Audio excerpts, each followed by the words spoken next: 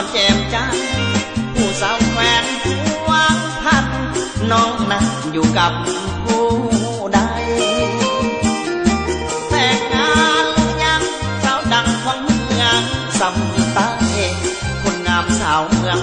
เวียงใสอายอยู่ไกลแต่ใจห่วงหาน้องสาวงามเลยสาวสำเนือดินแดนหมากจองามเทียบสาวเวียงทองเลี้ยวมองทวดพองท้องนาสาวยังเสียงคอให้รออ่างอ่อนนาอย่าเฝ้าแต่งงานเด้อลาแง่ขวัญตาสาวซ้ำนี่สาวหัวเมืองอย่าเพื่องเด้อสาวคำลาสงการมือบุญเพื่อนหาสองเข้ามาเที่ยวตาดเสลือเดินสองเที่ยวทับท่านผู้นำสุขใจแท้แต่ผู้สู้มีลมพัดเสือสมคำเอ่ยแท้น้อหัวพันอย่ามาจาลาขอฝากมามากจอมากพานอไหลน้องแกงแซ่บลายหอมกลิ่นอายดังแก้มควันตานอรักนอคมเคยต้มห่วมกินกันมาสาวงามอยู่ใต้ลุมฟ้าใส่จะมาเพียงสา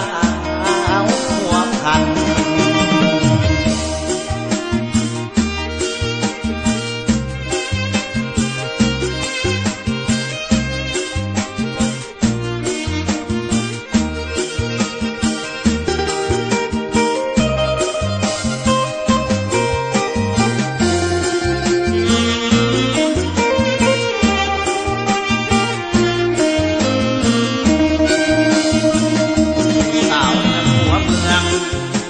อย่าเพื่องเด้อสาวคำลา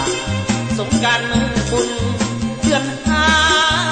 สองเอามาเที่ยวตาดเสลือ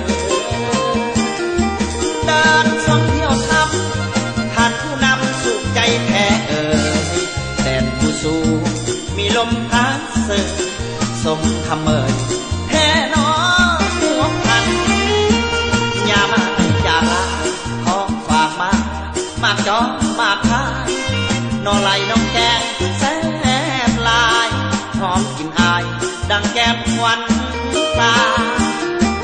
นอรักนอคมเคยต้มห่วมกินกันมาสาวงามอยู่ใต้ลุมฟ้าใส่จะมาเพียงสาวหัวพัน